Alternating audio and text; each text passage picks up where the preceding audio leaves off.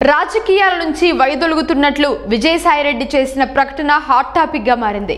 ఈ నిర్ణయం తీసుకోవడం వెనుక ఏం జరిగిందనే చర్చ జోరుగా నడుస్తోంది.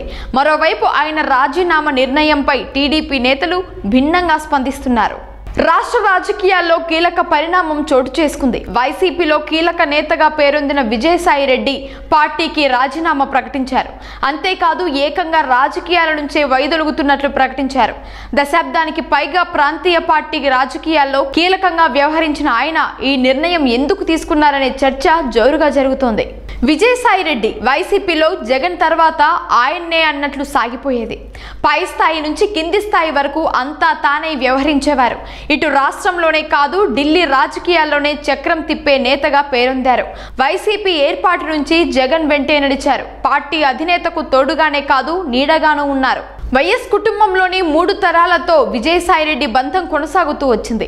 వైఎస్ఆర్ మరణం తర్వాత జగన్మోహన్ రెడ్డికి వెన్నుదన్నుగా నిలిచారు. పార్టీ ఏర్పాటు నుంచి మొన్నటి సాధారణ ఎన్నికల వరకు కూడా వైసీపీలో నెంబర్ 2 స్థానంలో తిరుగులేని అధికారాన్ని అనుభవించారు. అలాంటి విజయసాయిరెడ్డి అనూహ్యంగా రాజకీయాల నుంచి నిష్క్రమించటం వైసీపీలో తీవ్ర దుమారం రేపింది. నెల్లూరు జిల్లాకు చెందిన విజయసాయిరెడ్డికి ఆడిటర్గా పేరుంది. చార్టెడ్ అకౌంట్ పూర్తి చేసిన ఆయన పలు నగరాల్లో ఆఫీసులు కూడా ప్రారంభించారు. ఎన్నో కంపెనీలకు ఆడిటింగ్ చేసేవారు. వైఎస్ కుటుంబానికి చెందిన కంపెనీల వ్యవహారాలను కూడా చక్కబెట్టేవారు. 2009 సెప్టెంబర్లో వైఎస్ఆర్ మరణించడంతో రాష్ట్ర రాజకీయాలు పూర్తిగా మారిపోయాయి. ఆ తర్వాత జగన్ కాంగ్రెస్ నుంచి బయటకు వచ్చి వైసీపీని ఏర్పాటు చేశారు. ఆ తర్వాత సమయంలో వైసీపీ అనేక ఇబ్బందులు ఎదుర్కొంది. పార్టీ ఏర్పాటుతో పాటు కీలక సమయాల్లో విజయసాయిరెడ్డి ముందు వరుసలో నిలిచారు. జగన్ కు తోడు నీడగా వ్యవహరించారు. ఆడిటర్గా ఉన్న విజయసాయిరెడ్డి వైసీపీతో ప్రత్యక్ష రాజకీయాల్లోకి ఎంట్రీ ఇచ్చారు. 2014 ఎన్నికల్లో వైసీపీ ఓటమి పాలవగా 2016లో పార్టీ తరఫున రాజ్యసభకు ఎన్నికయ్యారు.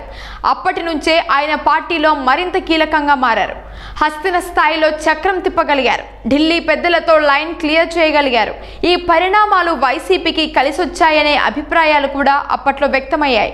2019 ఎన్నికల్లో వైసీపీ సంచలన విజయాన్ని నమోదు చేసింది. వైసీపీ అధికారంలోకి రావడంతో విజయసాయిరెడ్డి రోల్ మరింత పెరిగింది.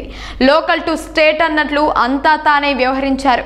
ముఖ్యంగా ఉత్తరాంధ్ర పార్టీ బాధ్యతలను దగ్గరుండి చూశారు.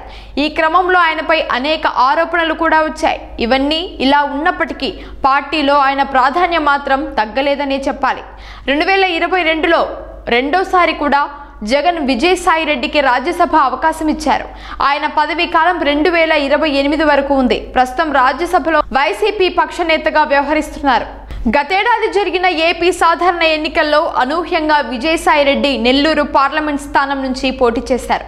ఈ ఎన్నికల్లో ఆయన ఓటమి పాలయ్యారు. అంతేకాకుండా పార్టీ కూడా అధికారం కోల్పోయింది. కేవలం 11 అసెంబ్లీ స్థానాలతోనే సరిపెట్టుకోవాల్సి వచ్చింది. అధికారం కోల్పోయిన వైసీపీ ప్రస్తుతం అనేక ఇబ్బందుల్లో ఉంది. ఇలాంటి సమయంలో విజయసాయిరెడ్డి వంటి నేతలు జగన్ కు అండగా ఉంటారని అంతా భావించారు. కానీ ఇప్పటికే పలువురు నేతలు పార్టీ నుంచి బయటకు వెళ్లిపోయారు. తాజాగా విజయసాయిరెడ్డి కూడా ఇదే బాటలో అడుగులు వేశారు.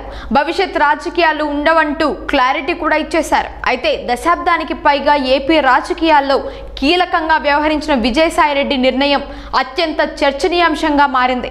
విజయసాయిరెడ్డి నిర్ణయం వైసీపీలో తీవ్ర దుమారం రేపిందనే చెప్పొచ్చు.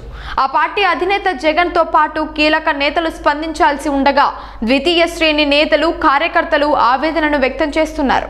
సోషల్ మీడియాలో తెగ పోస్టులు చేసేస్తున్నారు. ఇక తెలుగుదేశం పార్టీ నేతలు భిన్నంగా స్పందిస్తున్నారు. చేయాల్సిన పాపాలన్నీ చేసి ఇప్పుడు రాజీనామా అవన్నీ అయిపోయినట్టేనా అని మాజీ మంత్రి సోమిరెడ్డి చంద్రమోహన్ రెడ్డి ప్రశ్నించారు. మీ అల్లుడి కంపెనీ అరబిందోను కాపాడటానికే రాజీనామా నిర్ణయమా అని నిలదీశారు. మరింత మంది నేతలు స్పందిస్తూ కేసుల నుంచి తప్పించుకోలేరంటూ కామెంట్స్ చేస్తున్నారు.